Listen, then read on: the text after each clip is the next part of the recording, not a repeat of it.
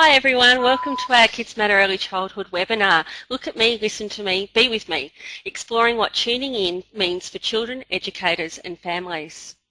Thanks for attending today. My name's Amelia Joyce and I'm a Project Officer at Kids Matter Early Childhood. Some of you might be closely connected to the Kids Matter initiative, but for those of you who haven't been in the past, Kids Matter Early Childhood is an initiative that's funded by the Department of Health and Beyond Blue. It's grown into what it is today through a partnership between Early Childhood Australia, Beyond Blue and the Australian Psychological Society. Shortly I'll be showing you an outline of today's webinar. However, before we begin, I'd like to acknowledge the traditional custodians of the many different lands that we're all on today. I would like to pay my respects to elders past, present and future, for they hold the memories, the traditions, the culture and the hopes of Aboriginal and Torres Strait Islander people. One way we can all actually be informed by Aboriginal ways of knowing, being and doing. One way that I was recently made aware of was of this notion called Dadiri. This is a process or experience of inner deep listening and quiet still awareness. This way of being is essential for having self-awareness, connecting with others and building community. An Aboriginal singer-songwriter called Archie Roach has been quoted as saying, "It does wonders for a person to just be still and listen to someone else. You never know what you'll learn. Please feel free throughout today's webinar to share things that you've learnt by simply being still and listening. You can use the chat to the bottom left of your screen. If chatting isn't actually your cup of tea and you don't want to be seeing that, there is a little triangle to the right of your screen that will just pop a little marker up now for people to see. If you click on that, that can actually disappear the chat section for anyone who's interested.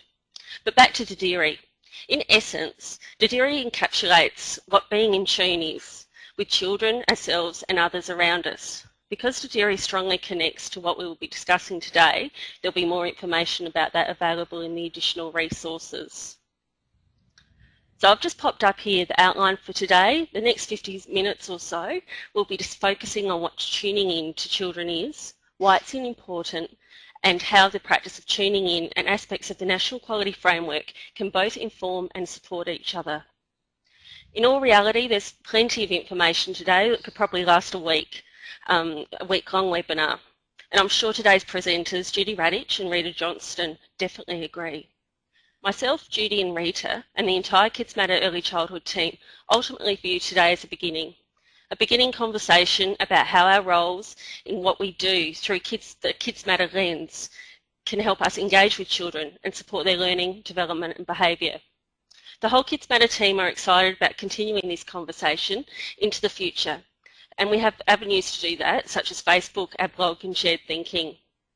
The presenters will be able to respond to some questions posted in the chat, so feel free to pop them up as they come up and we'll draw their attention to them through the night.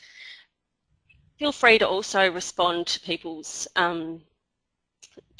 questions too and offer reflections about that, but please it's important to remember to remain respectful and caring in any responses or online discussions that we have. In working with children and people, we hear stories and witness or experience times that are stressful, leave us with questions or facing difficult or uncomfortable emotions. The process of experiencing the webinar and reflecting on the topic of tuning in with children might trigger some difficult feelings for you. So before we begin, please take a moment to plan what you will do if this happens for you. On the screen you can see some links to places where you can actually access more support. The final link down the bottom is a link to our website, and that has contact details of places that you can go to, but it also has a self-care message that's been created by people participating in the Kids Matter initiative. So throughout the night, we've mentioned the chat, but another way for us to interact with you is through polls. So we're going to pop up a poll now, talking a little bit about what experience people have had of webinars. So if you can just take a moment to pop that up, we'll just pop that up.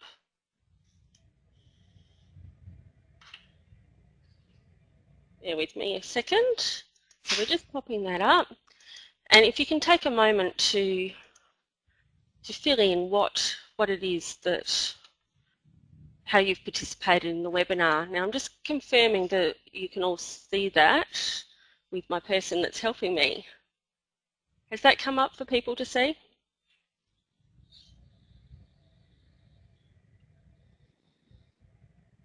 No, no one's seeing it. We'll try again. Bear with me here.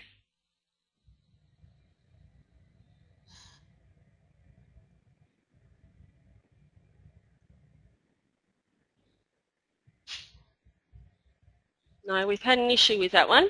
So we'll move on from that. Some people can see it and some people can't. We'll try again. Oh, yes. There we go. Looks like it's working this time for us. Yes. So take some time to fill that in. We'll do it as quickly as we can, just so people can get a bit of practice, and I can get a bit of practice too in getting them up. Give it a few more moments. We can see people, there's quite a mix actually that seems to be coming up. Okay, wait for the last little bits. And we'll stop the poll now. And just so that you can see who's here.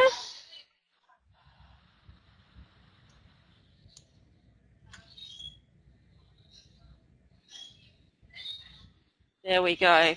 So we've got some people who've had this is the first experience of a webinar. We've also got people who've participated in many webinars before. And it's great to see that we've got lots of new people to see Kids Matter Early Childhood webinars as well. 43% of you, this is your first Kids Matter Early Childhood webinar. So hopefully we'll see you again. And welcome back to those who participated in our last one. So from there, we've all practiced how to do polls, and looks like lots of people are having a go with the chat, and thanks for helping me out with that, everyone. So for now, I'm going to hand over now to Rita, and she's going to start talking with us all a little bit about what the role of relationships play in learning. Thanks, Rita. Okay, hi everyone. It's absolutely fantastic to be here. It's my first time presenting at a webinar.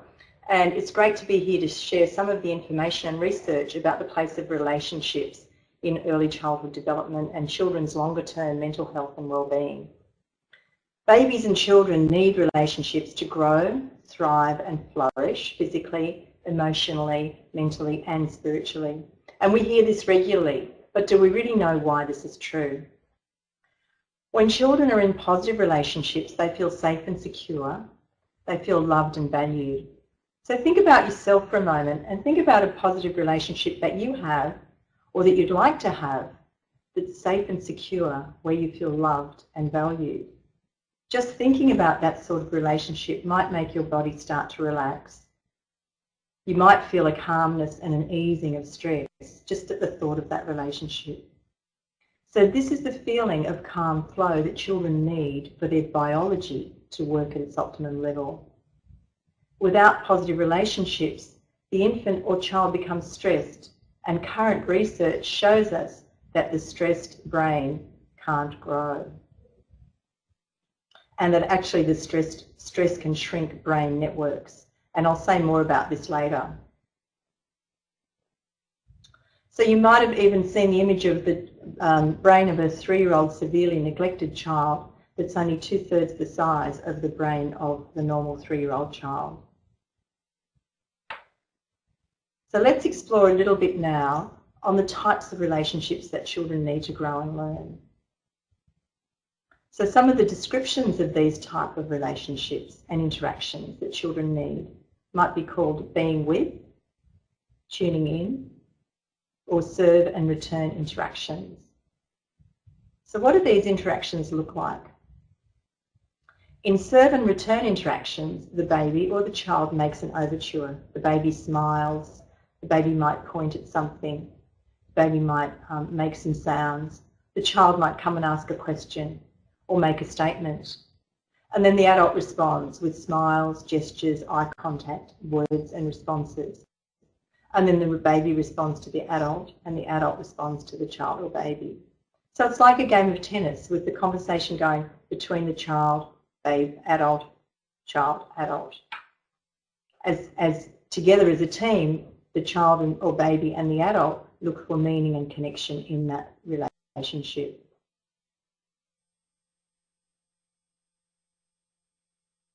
So serve and return, being with and tuning in, happens both verbally and non-verbally. And sometimes body language is all that's needed, a reassuring smile, a nod of a head, or a welcoming gesture. It's through serve and return, being with and tuning in, that babies and children's brains grow and that all learning takes place.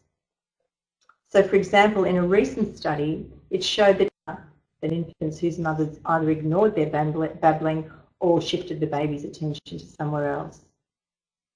So now I'll hand over to Judy, who will talk about the place of relationships in the Early Years Learning Framework and the National Quality Standard.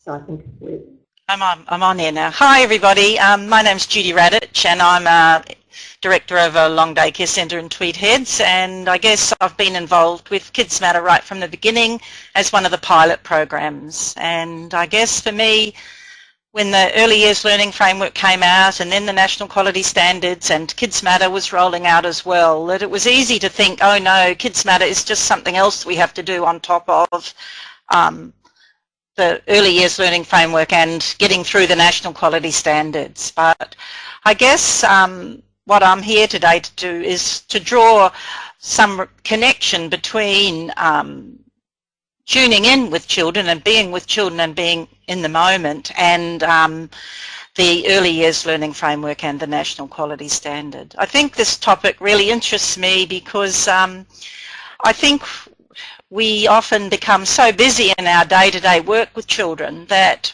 we often get so busy we actually just forget to sit and be with children. So I'm hoping that that Rita's knowledge about why relationships really matter and some of my information that's more of a practice based will support you in thinking again about relationships in the work that you do with children and families. I guess I thought before we looked at the areas in the National Quality Standard that focus on relationships, we need to go back to belonging, being and becoming, the Early Years Learning Framework, and look and see what principles, practices and learning outcomes that will support us to see relationships at the core of what we do. So if we think about the principles, the major ones will be secure, respectful and reciprocal relationships, our partnerships with families, our respect for diversity, and our ongoing learning and reflective practice. And I guess that's why you're all tuned in tonight, because you all want to think about your own practice and perhaps think about things differently into the future. When we talk about the Early Years Learning Framework practices, we talk about a holistic approach. And in early childhood, we know that we don't just do one thing in isolation, that we do look at the whole child. And in practices, we also look at responsiveness to children. I think the key learning outcomes in the Early Years Learning Framework that focus on relationships are the learning outcome 1, children have a strong sense of identity. Learning outcome 3, children have a strong sense of well-being. And learning outcome 5, children are effective communicators. And with that I mean the verbal and the non-verbal communicators. And children do that for a range of purposes.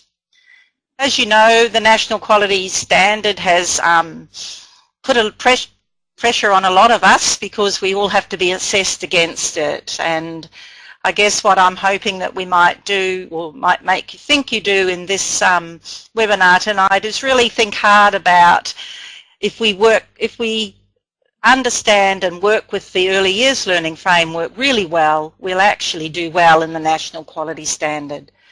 As you know, National Quality Area 5 in the NQS is explicitly about relationships. And there is an expectation that all educators will build strong relationships with children, and these will be sensitive and respectful and give children skills to develop and maintain relationships with others for life.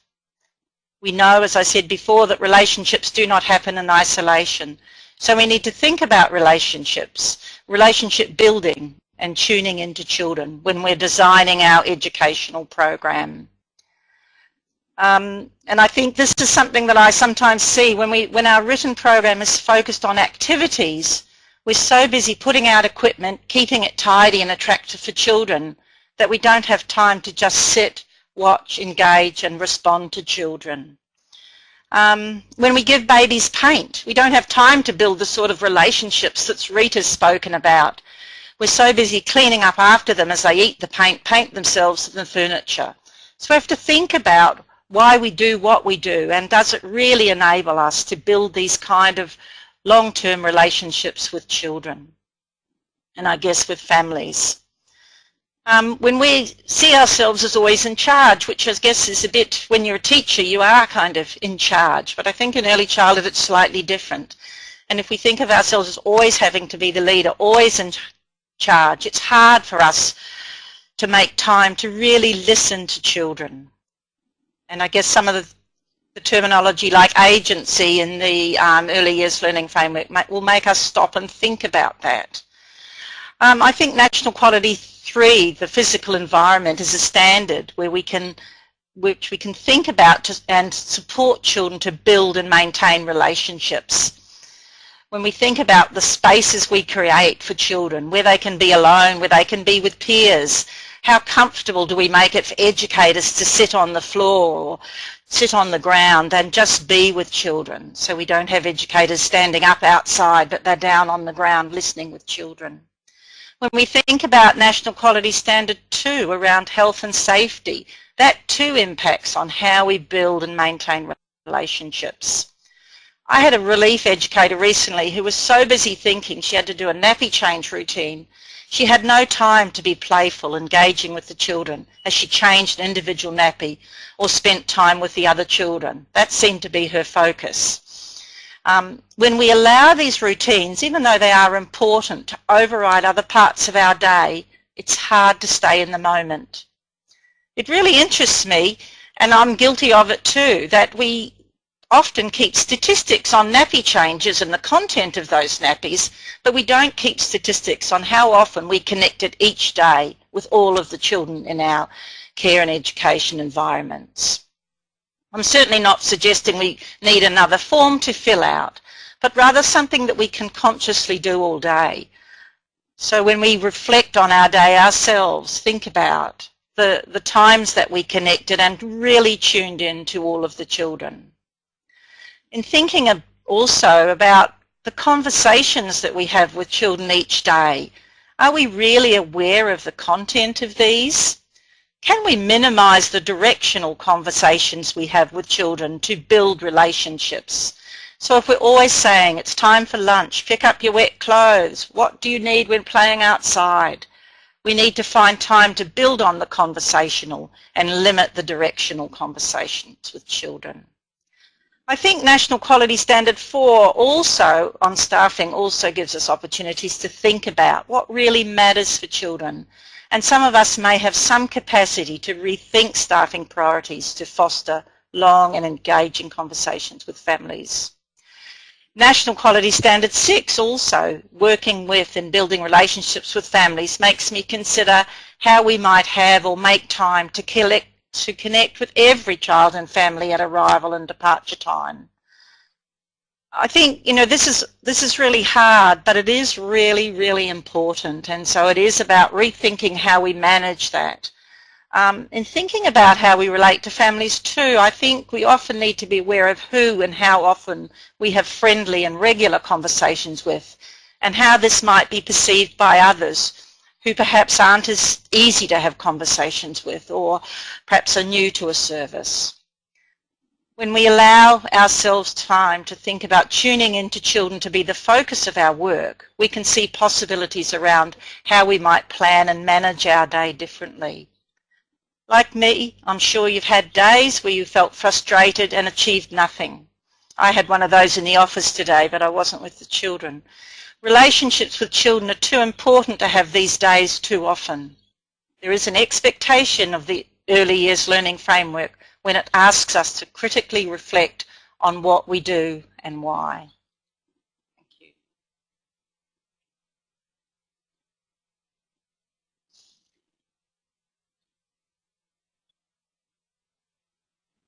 Hi everyone, we're up to another poll now. So what we're going to do is we're just going to have a little think about what we think tuning in is. So I'm just popping it up on the screen for us now. Again, this is a multiple choice question, so just pick the one or the ones that you feel are the most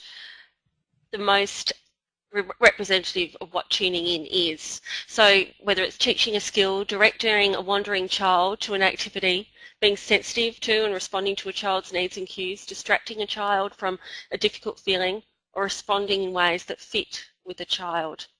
Rita and Judy, would you like to make a comment about any of these points that we've put up as questions?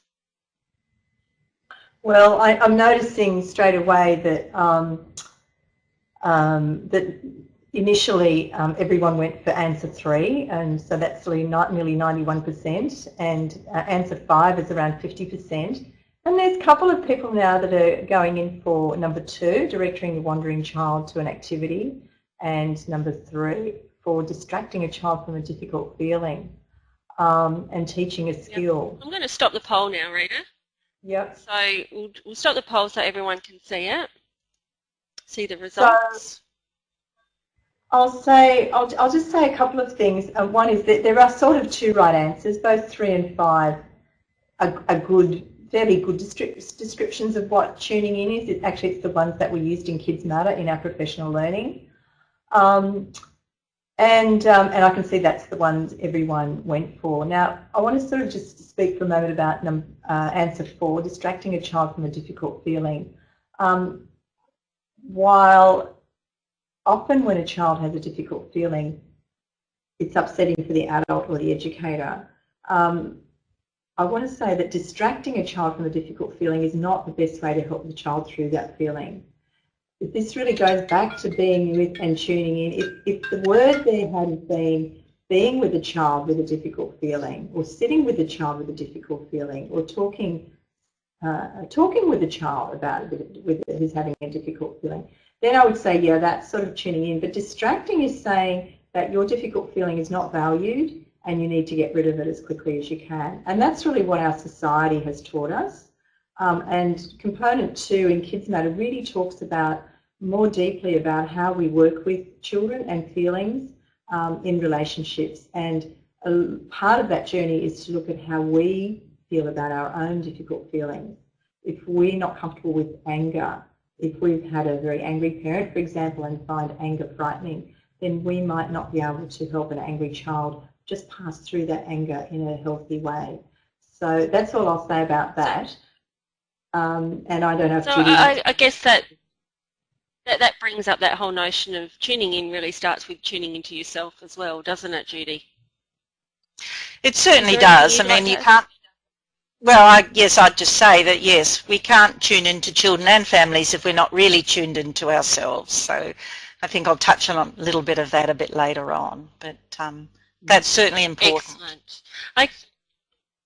Thanks, Judy. Okay, well, what we're going to do now is we're going to move on, and Rita's going to talk a little bit about the research behind tuning in. Thanks, Rita.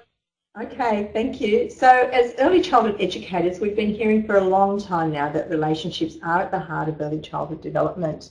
But how does this information, and more importantly, how does our knowledge and understanding of this information affect or influence our practice? So I'd like to share some of the research stories that had a big impact on me and my understanding of the importance of relationships and had an impact on my practice with children and families. So first I want to say something about relationships and physical development, and I mentioned that briefly earlier on. So there's a piece of research that I think is fantastic. It's so interesting. In 1945, a researcher by the name of Rene Spitz suspected that to thrive, babies needed more than just their physical needs being taken care of. So Spitz decided, in America, decided to compare 2 groups of babies, both in institutional settings. So the first group was in an orphanage and you can see from the photo on the slide a little bit how they might have been in that orphanage. And the second group of babies was in a different institution, in a prison with their mothers. So both environments were clean and the babies were physically well taken care of. They had enough food, they were changed, their nappies were changed. So physically the children were taken care of in both environments. So in the prison rather, the babies were in the nursery during the day and then they were with their mothers in the evening and all through the night. So you might already guess what the difference of outcomes was in the two populations, but I will tell you. So the orphanage babies had a 30% death rate, high levels of infection and illness, poor growth, so they didn't actually grow to their normal levels, and they had social and emotional problems. And this was true not just in the orphanage that Spitz was studying, but in all the orphanages around in the United States and probably around the world at that time. The prison babies, on the other hand, had no deaths, far fewer infections, and they had typical growth and development in all areas, in physical, social and emotional. So the conclusion is obvious, and I'll quote what Bruce Perry says. He says, "The empathic connections the prisoners' babies made with their mothers literally saved their lives. Lack of love was what was killing the orphanage children, not unsterile group living." So we've learned from this study and from other research over the years that there's a hormone called human growth hormone, and it's only activated by frequent, individualised and frequent physical affection for babies and children. So if babies don't get that, they don't grow. And without empathic relationships, babies can't survive very well physically, let alone emotionally.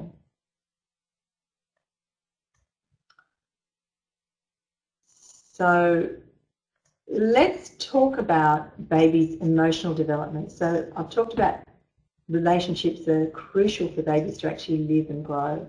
What about their emotional development? Babies and children are biologically designed to connect and to be in relationship. In 1975, a developmental psychologist called Ed Tronick developed a series of experiments called the still-faced experiment to illustrate this. So you'll see in that first picture, it's a split screen, and what they've done is the baby's sitting in a baby seat and the mother's facing the baby and interacting with the baby.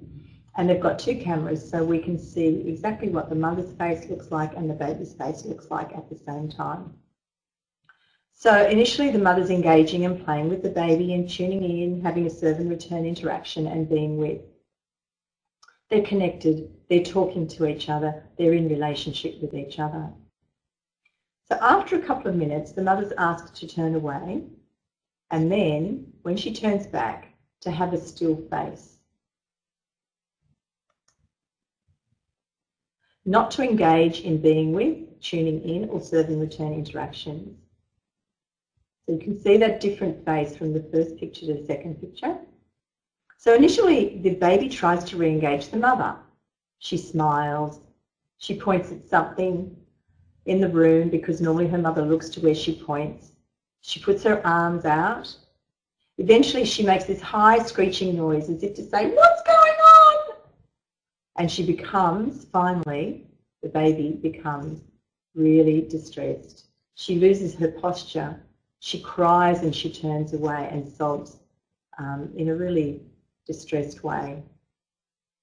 Now we don't leave the baby like that. Shortly after, the mother re-engages with the baby, who then settles quickly and interacts happily with the mother again. So, but what does this still face experiment tell us?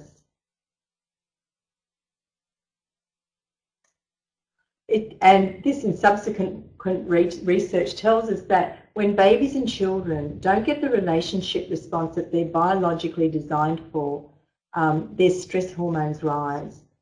When babies and children are stressed, they'll find it difficult, if not impossible, to regulate their feelings, their thoughts and behaviour. So no relationship, high stress leads to dysregulation. When the babies and children are stressed, The frontal part, that front part of the brain, the frontal cortex, which is the part of the brain that we think with, is literally switched off and they can't learn. And if the lack of relationship goes on for the longer term, the stress hormones stay high. And this in turn can affect the lifelong expression of the stress gene, the actual DNA, making it more difficult as an adult to regulate stress responses. So as adults, these relationship deficit babies and children will tend, and those people might be some of us, will tend to have stress responses that start sooner, that don't need as strong a stimulus to get them going.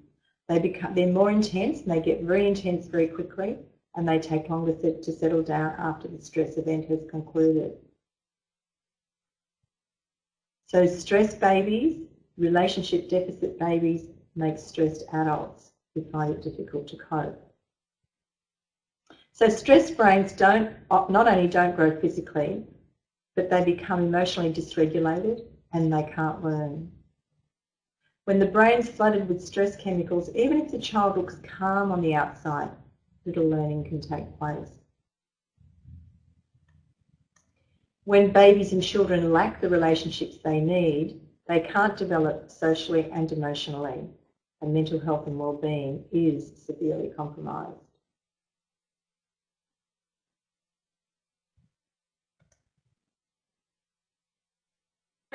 Yeah.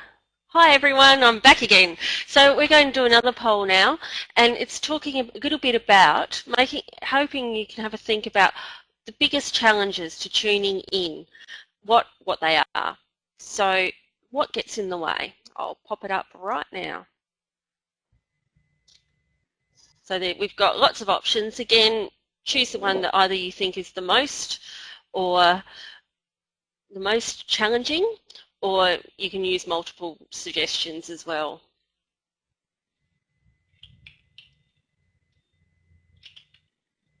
Wow, it's going ahead now. So there's been a few questions and comments that have come up throughout tonight. There's been some great stuff people have been talking about in the chat around communicating, and someone mentions about communication for tuning in as around doing a dance, which was a lovely analogy to put towards it.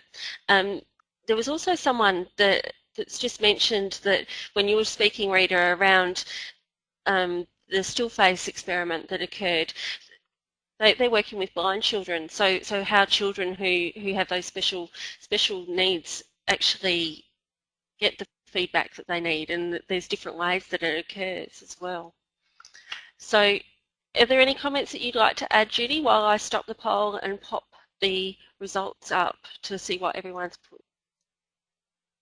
I think it is really interesting. I mean, I'm interested in how we build relationships with blind children, and obviously there's more about touch and those kind of things that we'd implement with those children rather than the face. So, and touch and feel, I guess, would be the ways that you would build those relationships with those children. And but I guess it's like everyone, all children will respond differently, all individual children, whether they've got an additional need like a blind child, but all children will respond to our responses probably in different ways and prefer us to respond to them in ways that suit them. And that might be smiling, or it might be physical, or it might be something else. It might be soft words or singing or something. So I guess it's about being in tune, is really understanding how that child likes to be responded to and with. Yeah, yep. And so we've popped... Sorry, Rita. When you see the mother engaging with the child, it's not just her face. She uses her hands and her voice and her body language. And it's interesting with voice too that even if you can't see someone's face, if you're talking, for example, on the phone, you can often hear if they're smiling and happy just by their tone of voice, rather than if they're flat and grumpy. So, you know, children get their cues in so many different ways. They do.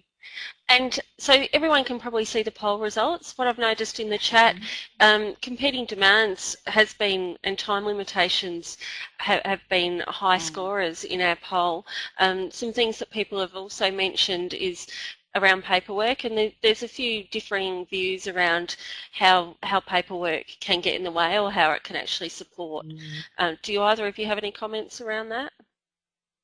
I mean, I guess it's interesting for me to see that, because I think sometimes if we don't really understand well about what we're doing, we do get bogged down in the paperwork, and it's easy to write more instead of actually thinking, who am I writing this for? You know, what does it mean? Can I say it in less words? Do I have to do it the way we've always done it? And I guess what we're hoping that people might get out of this webinar today is to say, you know, how can I free up my time? What can I do less of? I mean, if we're writing things to parents every day and they never read it, why are we doing it? And I think sometimes we read things into the National Quality Standard or the regulations that perhaps aren't there. So I know none of us get enough time, but I think if we have real understandings about the significance of relationships, we are able to sell it to others and make small changes into big changes. And I guess that topic actually leads on really nicely to what you're going to talk about next. Yeah, you can. Would you like to say something? Yeah, go for it. It's about there were a lot of people saying there were too many children to tune into as well. So that concept of, with the child, of the emotional cup. So children don't need us to be tuned in with all of them all the time, all day. It's about being tuned in with them enough so that then they can go off and be independent and explore and learn on their own. And so, so what you'll find is that if you actually take the time to really tune into children, they actually all end up being less demanding because they've got what they need emotionally. And they, in the end, initially it might be a lot more of your time taken, but after a week or 2 or 3 or 4, you'll actually find you've got more time. And I say that from personal experience. Yes, Rita, we had an experience where we had a 18-month-old, can you hear me? And he wandered around with his arms up, and to me that means he's really telling us we need to pick him up. But I did have a staff member who said, well, we can't pick him up because we can't pick them all up. And I said, well, you need to pick him up. The others aren't putting their hands up to be picked up. And, you know, we only had to pick him up, you know, lots of times throughout the day. And, you know, it didn't take long for him to be feeling safe and comfortable and able to go off. So he didn't need to be picked up forever. He just needed it for those short periods of time, and it really does work. So that's once again about thinking about children as individuals, not just because one needs it, they all need it, and it's not fair. It's about what each child needs. Thanks, Judy, and that's a great way of demonstrating non-verbal communication as well. So it doesn't sound like there were many words there. It was just all in actions. So let's move on to talking a little bit more about finding time. So Judy's going to spend some time around some strategies that we can maybe do to find more time to do this tuning in. We'd all like more time, but yeah, I said we'd all like more time. Thanks, Amelia. But, you know, that's not our reality and that's not our workplace. So I just think there's a few things that maybe we can think about differently. And I don't know about any of you, but I find for me, I need to be ready for the day. So it means I'm not, you know, racing into the car park, flying out of my car, dropping my phone and having it break like it did this morning. But it means coming in for work before my shift starts and, you know, having a cup of tea, perhaps having a sit down, going to the bathroom, all of those things, and perhaps leaving my morning at home behind. And what I'm dealing with up on the border is now that I live in Queensland, and so where I work in New South Wales, the time is an hour earlier. So instead of leaving home now at 7 o'clock to get to work by 7:30, 7:45, I leave home at 6 o'clock my time to get to work by 7:45, 7:45. So, you know, I do have to find some ways for myself to not feel pressured by that and, you know, just to take it easy and go along with it a little bit. So I think being prepared is, when we come into work is really, really important. And I think we have to assume that today's going to be a good day. Today's a new beginning. So if we come in thinking that Kobe's going to test me again today, you know what? Kobe will test me. So I think some of it we just have to think today is a fresh day, and I have to find ways to be with all of those children. It's another day. I think another way we can do it is think about our arrival times, and that's something that we in my workplace have thought quite long and hard about it. And it can be busy and it can be chaotic, but you know, how does it work? I guess for us, we like to be available to children, families, and I certainly like to be available to the other staff. But in our service, how it's set up is that we arrive as the children arrive. So we don't actually set up any experiences on tabletops for children. That there's a whole range of experiences that are set up for children all day and every day. The staff on the shift at the end of the day make sure all the paints and the blues available on shelving that children have access to. So we're not racing around in the morning trying to put things out. We've negotiated with our cleaners who clean the floors every night to put the chairs back around the tables. So it's all there for children. And that for me means that we do have a bit more time to spend time with those parents who need us to spend time with them, and certainly spend time with that children in that important transition from home to school, if you like. Other services do it differently. Some services do pay staff to come in beforehand, but I guess for me I'm trying to think about ways that we can move away thinking we have to provide all the activities to saying how can we make children make those decisions and do that. Sometimes I think I find with some of my staff anyway that some families seem to dominate their time, and I think as staff we need to develop strategies to say, excuse me, I just need to do this and be noticing what's happening over somewhere else, and can I phone you later, or can I talk to you later about what we're talking about. So freeing ourselves, being aware of how we're spending our time at those important times of the day. And finding ways to work through it. I know if we've got people have got enough staff to actually just be an observer in the room is a really, really useful tool. Some of my staff planning time, I get them just to sit in the room.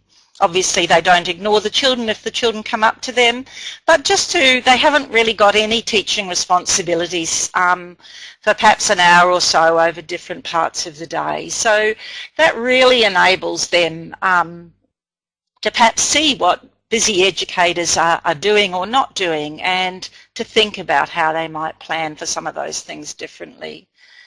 Certainly when I first started working in long day care, which was a long time ago now, but I was a teaching director, and I found it one of the most challenging things in my whole early childhood career. I felt I wasn't anybody. I was never in the moment for children, because if I was in the room I was thinking about the admin that was backing up, and if I was in the office I was thinking about the children and that I should have been out there with them, and how I was letting the other staff down because I wasn't available. So we came to some negotiation, and I'm non-teaching director now, but I still go into the rooms at times. But that certainly works for me, and it enables me to be in the moment with children. I think sometimes we forget that we can often too connect with children while we're doing other things. If you do have to go to the phone, you know, you can hold the hand of the child that was sitting on your lap. You can run the fingers through their hair. So there's a few things we do if we're really aware of being available to that child. We have to find ways still to connect and not just abandon them because we've been called to do something else. I think one of our biggest challenges in making time and finding time to build these relationships that really matter, how can our routine times be managed differently? Things such as meals, nappy change, sleep times. How do they allow us to be in the moment rather than an event that we have to get over with as quickly as possible? And certainly Rita's left us with no misunderstanding that relationships really matter. And so how can we find ways that build stronger relationships with children and allow us to be in the moment, and that's respectful for children, and so that children drive our day rather than the routines and the other demands of the day. I think and this gets back to the paperwork again, I think we need to find ways to write written plans that can be achieved rather than try and pack too much into a day. I guess for our service, since we've started to plan for relationships rather than activities and experiences for children, we've gone from writing weekly plans to fortnightly plans to monthly to 3-monthly plans for babies and younger children, because you know, we know that relationship building doesn't just happen in a day or in a week or a month even. So that's freed up some more time to say, well, this is what we want to achieve, and so we reflect on those monthly or bi-monthly plans and change some of our strategies, but we're really not coming up with new ideas every month or every 2 months. It looks very similar. I guess what I see, and I'm sure all of those of you who work in services see, is that, you know, children's lives are very hectic now, and children are often bundled out of bed, bundled in the car and bundled into childcare. And you know, I think my 4-year-old son, and that was a while ago too, when he was 4, and he used to come to work with me, and he said to me one day, he said, "Can we please just stay at home today, Mum?" And it really made me think that I really wasn't tuned in very well to him. And, you know, I mean, it wasn't possible to stay home that day, but we did make some time soon after so that we could both just stay at home and hang around in our jammies and, you know, have a quiet day. But I notice we've just had the school holidays where I am, and you know, often older children are off on school holidays and the little ones still have to come to childcare because perhaps it's because parents pay, or perhaps they want to do something special for their older children. But sometimes, you know, I think it's a bit tough on children, and I think if we can support parents to tune in to their children, that's a big part of the role that we play as well. So, you know, thinking about when they have holidays, could they please let their children have a bit of a holiday from a 52-week program, and so children get a chance to as well just be with their parents. And I guess the other quick thing I'd just say about documentation is, you know, are we so focused on documenting children's learning and taking photos that we use or don't use that we forget to connect? And I think we all need some little reminders, including me, about some of those things. That's a great way to lead into our next poll, Judy. Our next poll is looking, we would like you all to have a think about a child that you know really well, and then think about a child that you don't know quite so well, and just consider in what ways have you been tuning in with each child, and whether or not it's different or what you could do differently as well. So I'll just pop the poll up now for you to have a look at. And yeah, so have a think about the two children. So we've got lots of people talking about it sometimes as well, and often it's coming up also. So there's been a lot of chat happening as well while we wait for people to pop their little bits in. And some of the questions, have any of the questions stuck out for you, Rita, at all, or Judy? Oh, Rita's not with us yet. We'll wait a moment for Rita to pop in. Thanks, Rita. Yeah, I liked what Judy was saying about the long-term planning, and also there was some chat about planning over a much longer period. Like, you know, I mean, when I was teaching in preschool, my foundational sort of plan was for, you know, 4 weeks, 6 weeks, 10 weeks, and then the variations would run through that. But there was always that stable plan and environment, as Judy was saying, with everything out on the shelves all the time. So you're packing, you know, so we weren't packing away all the time. Yep, great. I've just posted the results, and people have gone. go on to mainly sometimes and quite often as well. So there's lots of intentionality by the looks of it around how we're tuning in with each other. While we finish off for the evening, you can also maybe have a think about what you could do in those times when maybe you haven't been as in tune with the child as what you would like, and feel free to pop in the chat if there's one particular action that you think that you might be able to try tomorrow or in the next period of time. So what we'll do is we'll move on to the next part, where Judy's actually tying in a little bit around how tuning in and quality improvement plans can be supported. So thanks, Judy. Thanks, Amelia.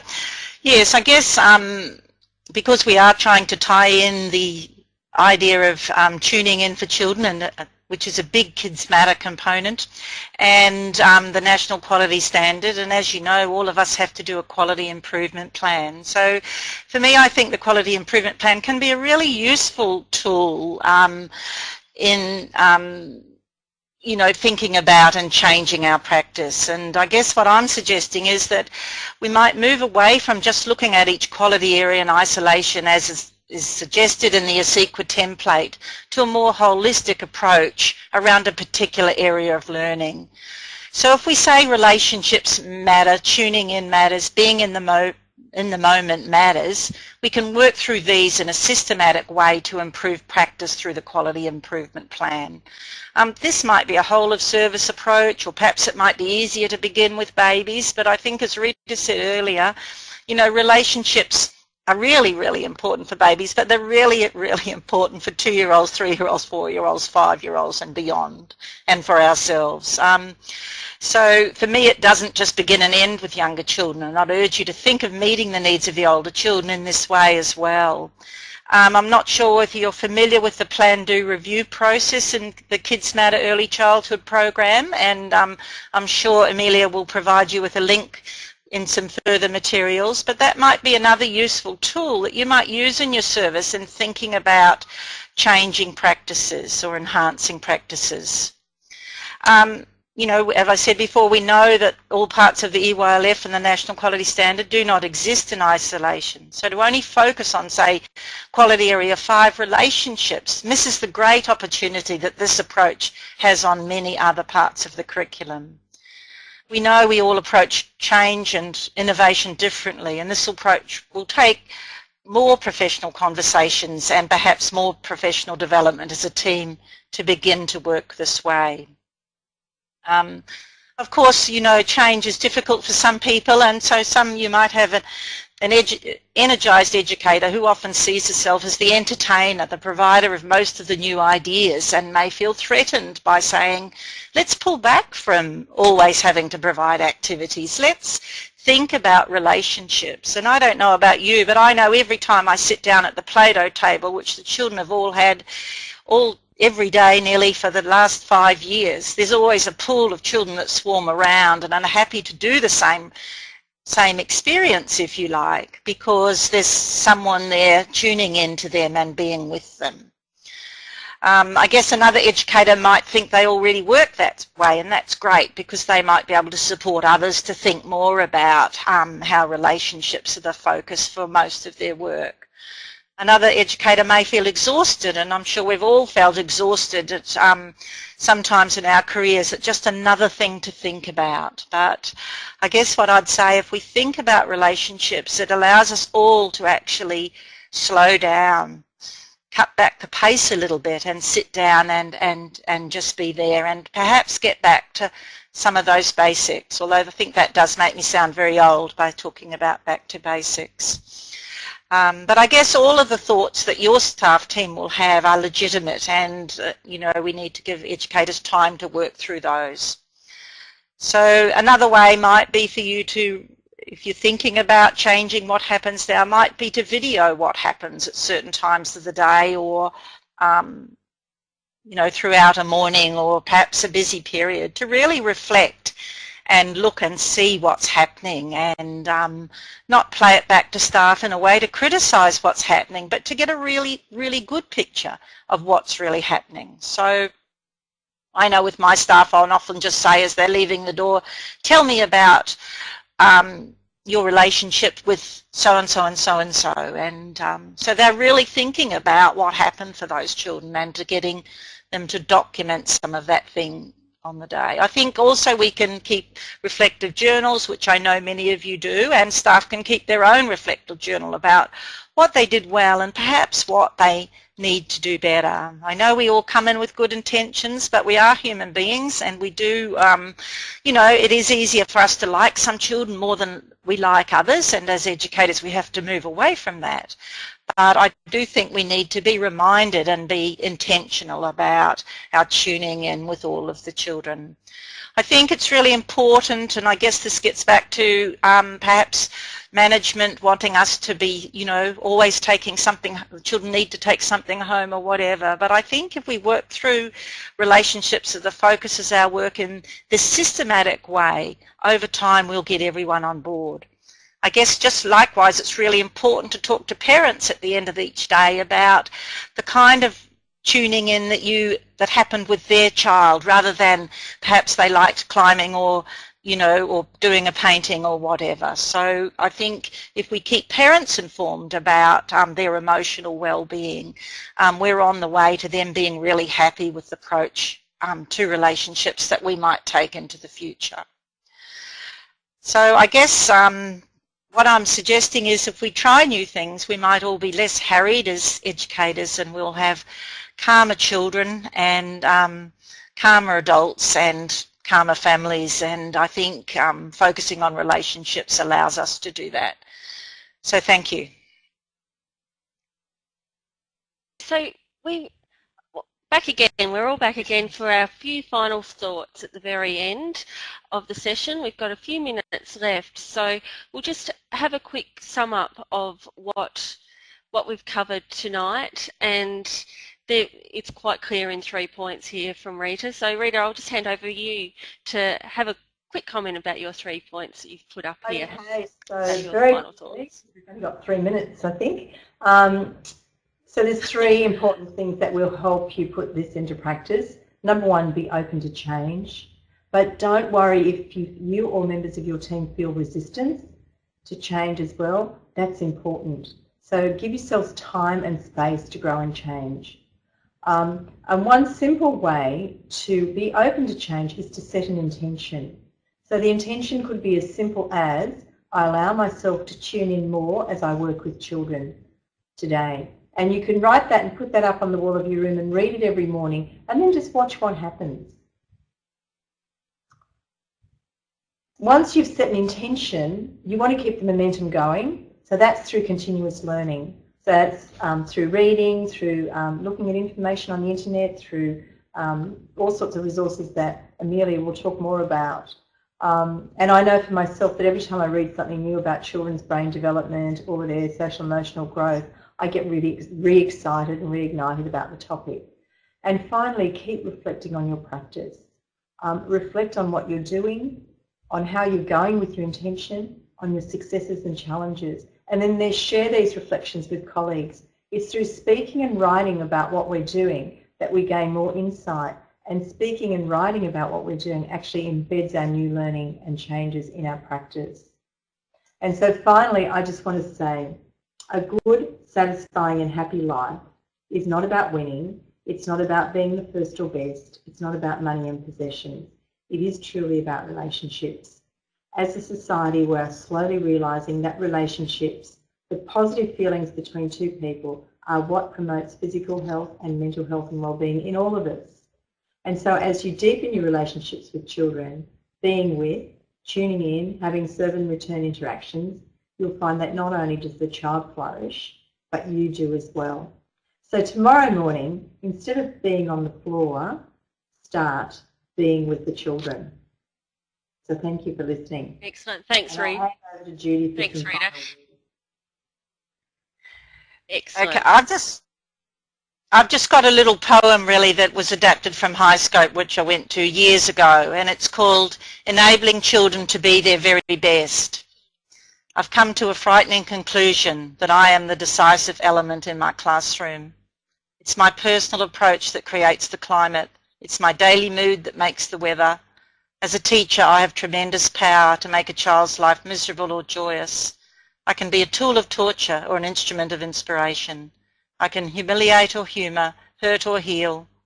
In all situations, it is my response that decides whether a crisis will be escalated or de-escalated and a child humanised or dehumanised. Thank you. Excellent. Thanks, Judy. That sums up really well what we've been looking at today. And I'm just about to say goodbye. I'd just like to draw your attention to ways that you can continue the conversation. We've got Facebook, Twitter, Shared Thinking blog, and our website. So please feel free to touch base with us about anything that's come up tonight. I've also popped in a link to a blog where you'll actually be able to access all the slides and the resources that have come out of tonight, and the recording will be available there too in a day or so. So you'll get an email all about that. So thanks for joining us tonight, everyone, and we look forward to seeing you on the Shared Thinking blog or on Facebook and at our next webinars. Thank you. Good night, Bye. everyone.